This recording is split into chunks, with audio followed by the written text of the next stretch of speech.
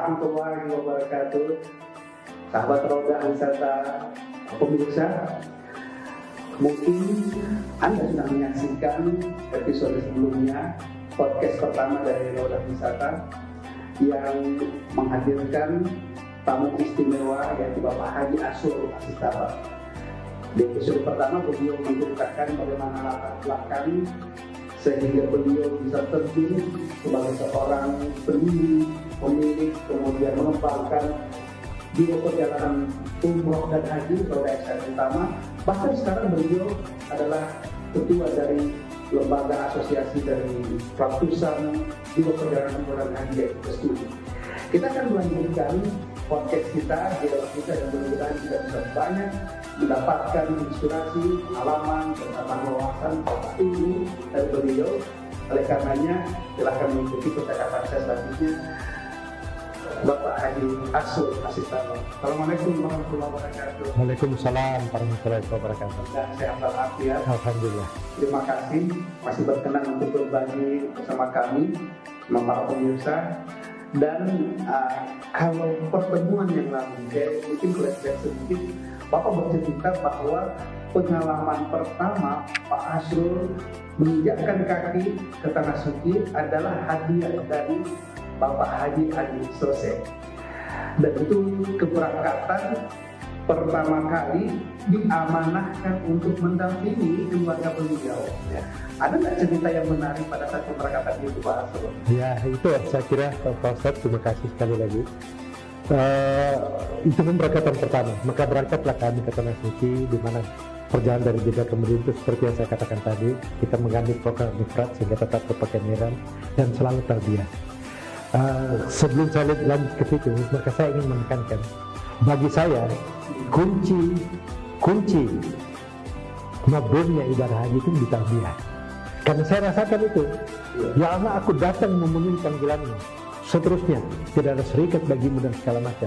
Sehingga saya dari pengalaman itu menganggap siapa jamaah haji atau jamaah umroh yang datang ke sana dan menghayati tarbiyah dengan baik, menghilangkan segala pemikiran dari masalah-masalah, tapi konsentrasi pada perjalanannya bahwa dia datang karena panggilan, maka itulah ciri-ciri kemampuan. Itu bisa saya cerita pada saat, tapi itu dulu karena tarbiyah itu yang menyentuh hati saya tadi.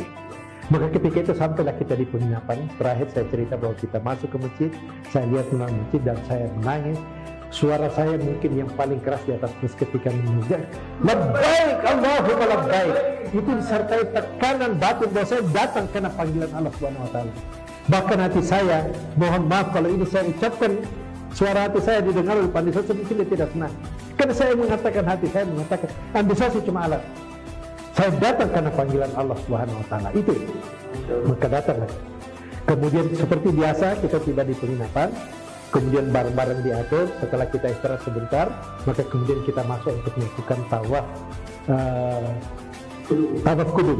Tawaf pertama kali masuk, karena kita ambil ifrad. Jadi kita masuk tawaf kudum, tawaf yang tidak kita lakukan dengan sa'i, atau bisa kita lakukan dengan sa'i haji kita sudah tidak kita laksanakan. Maka setelah barang selesai dan kemudian kita turun tawaf. Dan seperti biasa saya datang berlima dengan rombongan saya turun. Atau kita tawaflah mulai sesuai dengan ini, Pak Ustadz, saya miskin doa Pak. Kalau ada doa yang saya ucapkan, doanya bahasa Indonesia dalam hati saya. Yang paling saya tahu itu adalah subhanallah walhamdulillah wala ilaha illallah wallahu akbar. Walaupun ada mutabiat yang selalu menuntun kita, Allahumma inna nas'aluka ilman nafi'an wasi'an dan seterusnya, tapi hati saya hanya selalu mengatakan itu. Maka kita melakukan tawaf bersama-sama ini. Saya tidak tahu kira-kira putaran ketiga, saya terkejut. Anggota grup saya yang 4 orang ini menghilang dari damping saya. Itu kembali makhluk. Saya kan datang karena mengawal mereka. Kok mereka tiba-tiba hilang? Apakah saya tidak amanah atau bagaimana? Itu hampir saya berhenti untuk mencoba mencari itu tidak tahu saya. Tapi ketika itu dengan lagi ketika saya menyaksikan dalam masjid yang pertama kali saya datang, maka hati saya bertanya teruskan tawaf itu.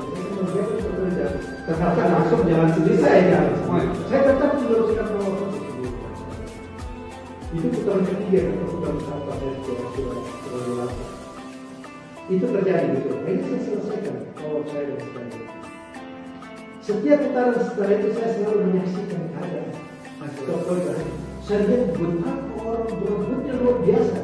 Sehingga kadang-kadang ada orang yang banjir mengampun dan segala macam. Saya selalu lihat, tapi tidak ada keberanian masuk ke situ. Saya dianggap terus sampai selesai tahun ke-7. Saya terus teringat kembali. Saya diberi kesempatan dalam mimpi. Itu teringat. Ya, itu. Nah, itu terucapnya. Makanya saya mendekat. Saya ingin mengingatkan ini yang baru menonton episode kedua.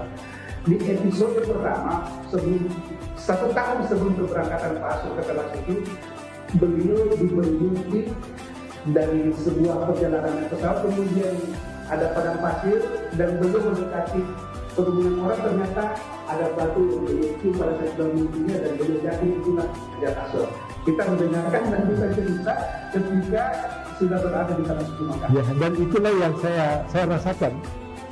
Ketika itu teringat, maka saya masuk mendekat ke ke Hajar Aswad lewat pintu Ka'bah. Jadi sesudah lewat sudah lewat Mu'tasim, kemudian saya berdiri di situ sambil saya bicara kepada Allah Subhanahu Wa Taala. Itu doa saya. Saya minta, ya Allah, Kau pernah beri kesempatan saya mencium tempat ini, mencium Hajar Aswad dalam mimpi. Berikan saya kesempatan untuk saya bisa rasakan secara langsung. Saya tidak tahu berapa lama, tapi itu doa saya. Tiba-tiba saya sudah berada di depan Hajar Aswad dan kepala saya masuk tanpa halangan. Saya tidak tahu berapa lama, cuma takdir yang saya bisa suarakan. Allahu Akbar, Allahu Akbar. Rasanya lama. Menurut saya, kalau saya bandingkan dengan lihat orang-orang mungkin sebentar ditarik keluar dan segala macam, maka kesempatan itu saya cium Hajar Aswad dengan luar biasa. Menangis saya. Hajar Aswad itu, kepala Bapak sudah ada dalam lingkaran itu, doa apa ya Pak? Itu yang saya katakan tadi, saya cuma bersyukur, cuma takdir aja. Tidak ada lagi. Saya anggap suatu kebahagiaan luar, begitu bahagianya saya. Sehingga lupa semua apa tidak ada ya? Dan rasa-rasanya mungkin dengan kebahagiaannya Tuhan memberikan apa saja yang menjadi kebutuhan saya, tentunya yang diridhoi oleh Allah Subhanahu Wa Taala. Bahkan ada satu, sementara saya mencium dan saya rasa lama sekali, tiba-tiba ada 2 jamaah di samping saya itu teriak, Pak Asrul tolong bantu saya. Ini ternyata jamaah 3 utama juga. Yang sama-sama kita berangkat. Ketika saya lihat dia, maka saya tarik diri dan saya suruh masuk, sehingga dia sempat juga cium Hajar Aswad dan tidak diganggu oleh siapa-siapa. Pengalaman orang banyak ini, kalau kita cium Hajar Aswad, kadang-kadang bahkan belum masuk kepala kita. Sudah ketarik. Rasanya cerita ini, mungkin kalau Pak Ustadz cerita sama saya seperti ini, mungkin saya sendiri, ini Pak Ustadz berlebihan ceritanya.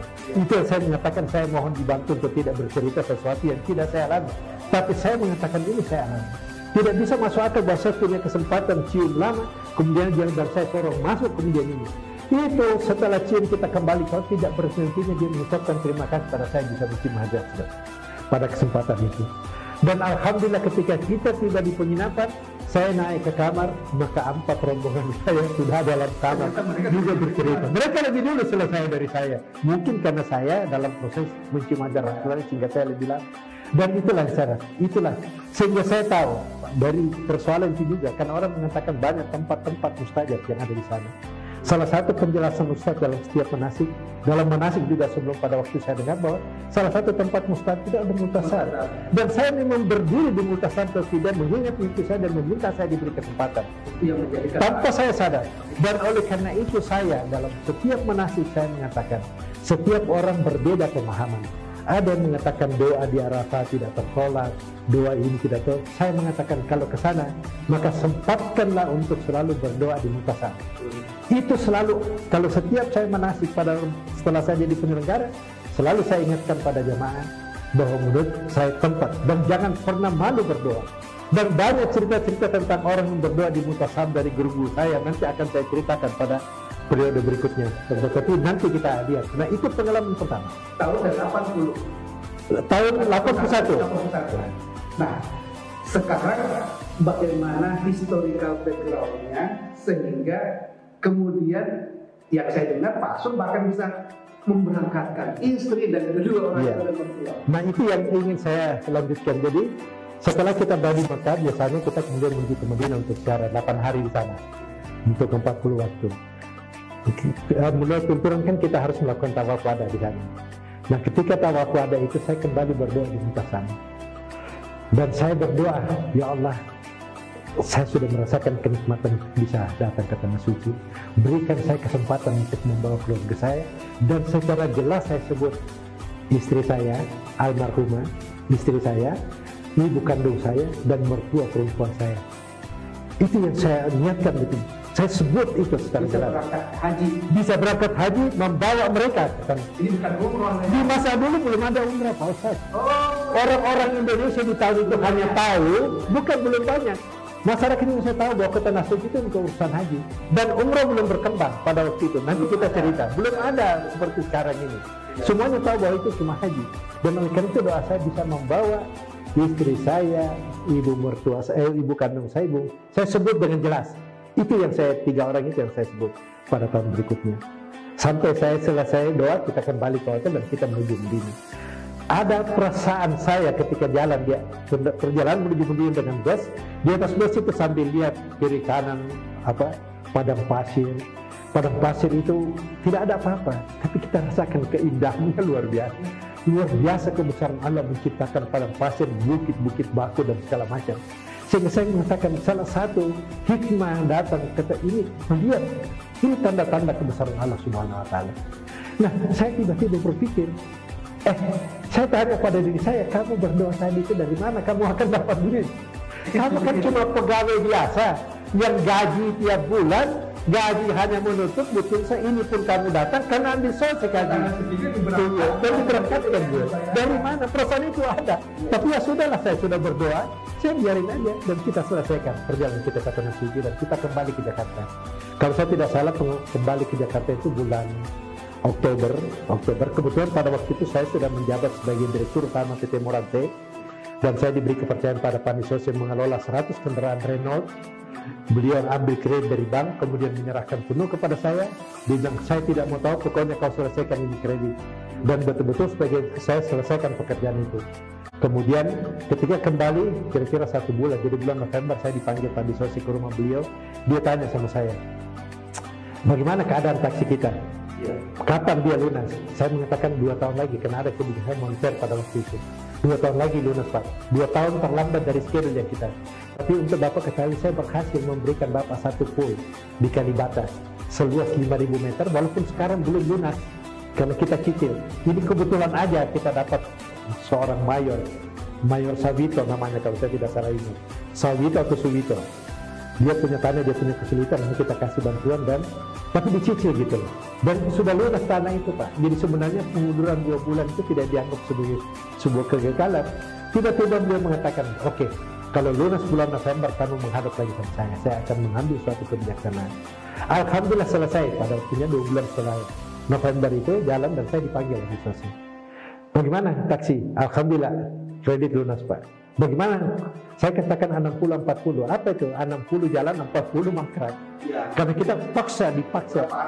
Iya. Dan memang terus terang sistem pengelolaan operasional pada itu kita sistem setoran. Karena kita memacu pendapatan untuk membayar kewajiban. Dan sebenarnya secara manajemen angkutan itu tidak cocok sistem setoran itu. Tapi kan kita butuh itu, sehingga itu yang kita terapkan sehingga kendaraan banyak rusak. 60. Terus tiba-tiba beliau mengatakan, Hasrul, syukur saya 100 kendaraan bagikan kepada semua staf sesuai dengan persentase peranan mereka dalam pemerintahan. Wah, itu luar biasa. Saya bilang sepertinya ada tanda-tanda bahwa saya dapat rezeki dari sini. Nah, ketika diundi, karena ada kendaraan usaha, ada yang jalan. Nah, jadi suatu waktu semua mungkin bisa saja mendapatkan rezeki. Iya, semua, tapi kan kita tidak tahu bagaimana. Jadi kita datanglah beliau ke full kendaraan. Saya dapat 6 kendaraan. Wow, bukan main. Dan 6 kendaraan dari nomor mobil yang saya tarik semuanya dalam keadaan jalan. Tidak ada yang rusak gitu loh. Tapi bisa jadi modal. Bisa sebenarnya karena Pandusasi punya kebijakan itu. Kita boleh memiliki taksi, kita pakai memorandum dan kita punya kewajiban untuk bayar manajemen fee. Jadi sebenarnya hasil taksi itu sudah kita punya sendiri. Sudahlah, dapat saya itu, saya kembali teringat pada janji saya. Maka saya tidak tahu. Doa di situ. Jadi itu kembali mengaungkan dalam batin saya, itu doa saya. saya mengatakan Tuhan mengabulkan permintaan saya. Maka saya langsung menghadap ke rumah Pak Dito beliau. Dan saya sampaikan dengan cara yang Pak, terima kasih banyak saya dapat istri dari sini dan segala macam. Usahanya tentu bisa menopang kehidupan saya di samping saya membantu Bapak sebagai staf. Dan tentu penghasilan itu bisa untuk saya. Tapi mohon maaf Pak, saya berniat untuk menjual kendaraan ini. Kaget dia kan? Kaget, memang kendaraan orang itu banyak diperjualbelikan untuk ganti pengelola kan? Apa dijual Pak? Iya, kenapa kamu mesti jual? Kan kamu bisa pakai itu sehingga pendapatan itu bisa membantu kamu punya pendapatan. Ada pendapatan rutin. Saya bilang minta maaf Pak, sebelum tinggalkan Tanah Suci kemarin di Tawaf Wada saya berjanji. Dan saya mohon pada Allah untuk diberi kesempatan membawa keluarga saya, dan saya berjanji rezeki dari mana pun datangnya itu akan saya gunakan untuk kepentingan itu dan untuk mewujudkan niat saya itu. Dan saya sudah memang menyebut 3 orang, jadi saya jual kendaraan ini. Dan ya Pak ya untuk saya jual cuma 5, cukup malah. Pada waktu itu 3 utama kalau saya tidak 3,5 juta. Cukup jual 5, bahkan ada lebihnya. Karena saya kemudian kendaraan laku. Saya sudah lupa persis, tapi dari hasil 5 kendaraan itu kira-kira 17,5 saya dapat hasil dari 5 itu. Iya. Kemudian bayarnya ke 3 utama kan cuma 3,5 dari setiap orang, dan saya ke Pak Ande. Kan saya kenal Pak Ande, dan dia lihat saya pada waktu tahun 81, 82 saya jalan. Walaupun saya dibayar oleh Pak Dito, tapi saya membantu beliau dalam urusan. Jadi pengalaman Jadi saya tahu bagaimana ngangkat barang, bagaimana menemani orang, bagaimana itu saya dapat dari situ. Sehingga saya datang pada beliau, bisa nggak saya bawa 3, saya dianggap sebagai petugas. Jadi saya tidak usah bayar gitu. Dan diterima oleh Pak Andi, maka berangkatlah kami berempat. Posisi saya petugas, jamaah ini saya bayar penuh sesuai dengan untuk ke sana. Ya jalan kan di tahun 82. Satu tahun, cuma 1 tahun, 82 jalan kita, 182 jalan Pak. Di situ tentu ada lagi pengalaman selama saya dengan beliau. Saya tidak tahu apa kita cerita di episode ini atau kita tunda lagi pada episode berikutnya. Karena saya ingin mengatakan pada saat pengalaman ini sepertinya berseri juga. Betul. Dan ini pengalaman demi pengalaman pada setiap kesempatan inilah yang mengantarkan saya kenapa saya kemudian menjadi penyelenggara seperti sekarang ini. Karena ini saya kira pelajaran yang kita bisa dapat setidaknya ini ada banyak yang kita bisa petik, tapi setidaknya bahwa adalah ketika kita sudah berikhtiar, ada nazar yang kita ucapkan, apalagi di rumah Tuhan langsung Allah di depan mulut kita, ya Allah saya memohon digunakan untuk memberangkatkan, dan Pak Aswad itu menyebutkan nama bahkan ya, istri, kemudian ibu dan ibu mertua, dan Allah memberikan kesempatan itu, maka tanggung jawab kita jangan menyia-nyiakan kesempatan. Ya, itu yang saya katakan, doa saya di situ. Sekali lagi itu di Mutasar. Dan Bapak mungkin misalnya saja dijodoh bahwa Bapak sudah sukses, sudah. Moralnya bisa besar dan peluangnya bisa berlipat ganda ada di tangan. Dan saya tahu, saya membantu Pak Dito di Unicorn luar biasa. Sehingga pengalaman saya di angkutan itu 16 tahun saya berada di dalam organisasi angkutan darat yang ada di Organda. Itu juga pengalaman tersendiri. Sehingga selalu satu yang saya tidak ceritakan di episode pertama. Saya juga kadang-kadang bertanya kenapa saya mendapat kesempatan ini. Karena saya tidak punya pengalaman, tidak punya pesantren. Walaupun saya ingat persis pada waktu kecil saya. Ini bukan menceritakan itu. Bapak saya itu seorang tentara. Kebiasaan dia tentara di masa lalu itu kawin banyak istrinya dan segala macam. Dan kemudian saya anak pertama dari istri pertama beliau, yang kemudian ibu saya minta bercerai karena tidak kuat dengan perlakuan madu dan segala macam. Jadi saya kecil itu juga lontang-lantung, tidak diasuh oleh ibu, tidak diasuh, sehingga akhirnya saya sekolah dan segala macam. Itu pengalaman lain. Tapi itu yang saya katakan, kadang-kadang saya tanya kenapa saya tidak tahu apa ini ada kaitannya atau tidak, dan saya mohon maaf kalau itu biasa saja. Tapi ketika saya di SMA Katolik, saya kemudian terpilih menjadi salah satu ketua ISMAK, Ikatan Siswa Sekolah Menengah Atas Katolik, sebagai OSIS pada waktu itu, ISMAK namanya. Kemudian saya juga diangkat sebagai ketua, karena zaman KAPI kami pada waktu itu, saya juga menjadi wakil ketua Persatuan Pelajar Sekolah Katolik Sulawesi Selatan pada waktu itu. Dan karena pengalaman organisasi, terus terang Pak Ustadz, di SMA Katolik kan tidak ada pacaran agama. Itu yang mendorong saya dengan beberapa teman. Saya lihat sudah meninggal almarhum Dr. Satria Taifur, sudah meninggal orangnya. Kalau Rim Ali masih ada di Bandung, saya dengar kita bersama-sama mendirikan warga Islam SMA Katolik. Oh ada? Ada. Itu siswa yang mendirikan? Iya, siswa. Saya dengan beberapa ya mendirikan warga Islam SMA Katolik, dan kegiatan kita itu khusus menyelenggarakan hari-hari besar Islam. Terutama pada bulan puasa kita bikin tarwi di sekali berganti-ganti. Banyak kan ya? Banyak. Dan ada hal yang menyebabkan kenapa saya dapat kesempatan sebagai ketua ISMA dan kemudian mendirikan ISMA, dan akhirnya SMA Katolik memberikan kelas kepada kita di luar jam sekolah untuk mendatangkan guru agama di sekolah. Saya ambil, kalau saya tidak salah, guru agama Pak Samsudin atau siapa dari SMA 2. Jadi setiap sekali seminggu dia datang ke Katolik di luar jam sekolah. Dia siapa, saya lupa siapa. Ada mungkin orangnya tinggi, putih-putih saya. Dia lah yang mengajarkan kita ini di luar itu. Nah ketika itu memang ada sedikit kegiatan Islam, tapi bukan gaya pesantren, cuma tadi undang ini pengajian biasa. Nah, mungkin juga apakah itu saya juga tidak tahu, tapi ada itu yang sedikit menyentuh kehidupan saya waktu belajar terhadap hal-hal yang ada kaitannya dengan agama. Dan sampai sekarang teman-teman SMA Katolik tahu saya adalah pendiri Wisma. Ini tambah menarik nih kita ini. Tapi saya mohon maaf kalau seperti ini kita. Tapi paling tidak yang saya bisa tangkap sebagai pelajaran, bahwa latar belakang Pak Asul mendirikan roda wisata ini nanti tentu di sudut ketiga nanti dan selanjutnya. Nah itu belum sampai ke sana.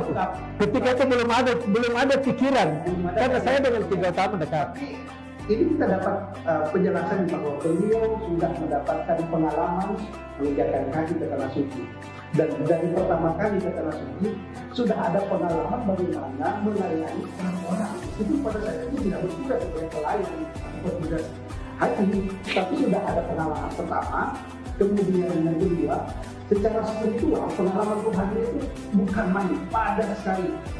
Nah, kemudian ada latar belakang organisasi keagamaan yang meskipun tidak seperti mereka yang belajar di pondok pesantren, bahkan beliau ini masuk justru sekolah di sekolah non-muslim, tetapi beliau belajar menggalang kawan-kawan yang ada untuk membuat organisasi Islam, dan dari situlah mungkin benang merah sehingga sampai sekarang.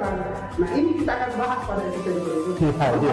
Oke, terima kasih Pak Ustaz. Pembicaraan kita karena sangat dibatasi, dan memang sekali lagi bahwa segala kebaikan yang tersirat dari pembicaraan kali ini itu datangnya dari Allah. Mudah-mudahan bisa menjadi pembelajaran, menjadi siar dan dakwah.